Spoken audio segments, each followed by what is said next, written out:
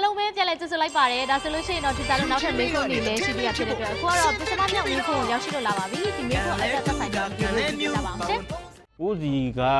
အဘိဓမ္မာကျမ်းအရာဆိုရင်တော့အာတတခေါ်တဲ့တစ်ဖက်ပိတ်စီအမျိုးသားတွေကဖြစ်တယ်ရှင်းနှစ်ပေါင်းများစွာကလေးကပေါ်ပေါက်လာတယ်ဆိုပေမဲ့ဘုံမောင်ခဲဦးမှာတော့သူတို့ပြည်နေတဲ့အသုံးပြုလာတယ်ပေါ့အဲ့ဒီကနေမှရတနာဘုံခေမင်းတုံးမင်းတရားကြီးလက်ထက်မှာထီသုံးနှံသုံးဖြစ်ခဲ့တယ်အဲ့ဒီမှာရှေ့တော်ပြည်ဦးစီတို့နောက်နန်းမတော်ဦးစီတို့တားတော်သမီးတော်ဦးစီတို့ဆိုပြီးတော့သူအဲ့မှာအဖွဲ့တွေဖွဲ့ကြတယ်အခုလူကြီးမင်းတို့ကြည့်လိုက်ရတဲ့ဒီဗီဒီယိုကတော့မြန်မာပြည်ကကျင်းချင်တဲ့ပညာရှင်တွေနဲ့ဒေသခြားမင်းများမျိုးတင်ဆက်ပေးနေတဲ့သူကကန်လည်းမျိုးဖြစ်ပါတယ်အားလုံးပဲဘုရားတရားမျိုးရှိတဲ့ချိန်ကမိုးရှိတဲ့တိပိုင်ဆိုင်တဲ့မချက်သိမ်းထောင်းများရောက်လာပြီးတဲ့အတွက်ကြောင့်ကန်တူမပုံစံလိုက်ရောဒီခုလေးစပေးပါမယ်ဒီခုကတော့အဘိဓမ္မာကျမ်းထဲမှာ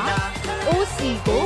ညီတိစီအမျိုးသားလို့ခေါ်ပြထားပါတယ်ဒီစနိုင်ဖို့အတွက်ဒီကပုံလေ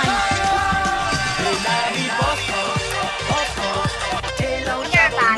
မမရရှင်ဒီလိုရှင်ဖြစ်ဆိုပေးပါရှင်ဟယ်လိုဖြစ်ဆိုပေးပါရှင်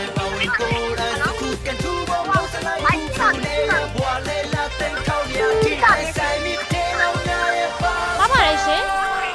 အမတပတ်ပိတ်စီဘာသာသားကိုပြောတယ်အထင်းကြီးဖြစ်ပေါ်တယ်မမရရှင်မမရရှင်မမရရှင်အတွင်းမှာဖြေနိုင်တာဖြစ်တဲ့အတွက်ရှင်တွေကို3သိန်းရရှိတာဖြစ်ပါတယ်ရှင်။နောက်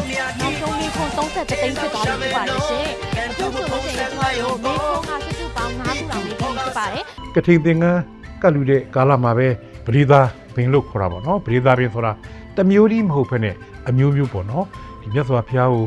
တန်ဃာတော်များကိုကလူတဲ့အခါမှာဝိထုငွေလေးကြီးကိုလည်းနဝကမ္မအဖြစ်ကလူနိုင်တယ်။ဒါအပြင်ပစ္စည်းလေးပါဖြစ်တဲ့ခိဖနရက်သင်္ကန်းအစရှိတဲ့ပစ္စည်းတွေလည်းကတ်လူနိုင်တယ်။ရဟန်းတော်များအတွက်လိုအပ်မဲ့ပစ္စည်းအသေးဖွဲလေးတွေကိုလည်းကတ်လူနိုင်ပါတယ်။ဒီလိုကတ်လူတဲ့ပစ္စည်းတွေအကုန်လုံးကို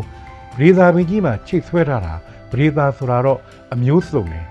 ။စုံလင်ချင်းဆိုတဲ့အဓိပ္ပာယ်လို့ကျွန်တော်အနေနဲ့ယူဆမိပါတယ်။အခုဒီဗီဒီယိုဖိုင်လေးကတော့ဘုရားဘာသာဝင်မြန်မာလူမျိုးတို့အတွက်ဖြစ်ပြီးတော့ဆုံးတော့ကုသိုလ်ပွဲတော်တစ်ခုဖြစ်တဲ့မျိုးပါဝင်ပွဲတော်မိုးရှိတဲ့ချိန်ကမိုးရှိတဲ့ဒီပိုင်ဆိုင်တဲ့မချက်သိမ်းထောင်းများကြီးတင်ဆက်ပေးထားတယ်။လောရှာမဲနော်ကန်တူမပုံစံလိုက်ရောဒီသားတို့ရဲ့ဒီနေ့ရဲ့ပထမမြောက်ဗီဒီယိုဆက်ပါပါရှင်။ဒီကတော့ဒီဇာမုန်းကကထိန်ပွဲတွင်မြတ်စွာဘုရားရှင်ရဟန်းသံဃာတော်တို့အားတက်လူပူဇော်နိုင်သောလူတွေပစ္စည်း၄ပါးကိုဖြည့်ဆို့ဖွင့်လိုက်ပါပြီဖုန်းခေါ်ဆိုလိုက်တော့ဒီလိ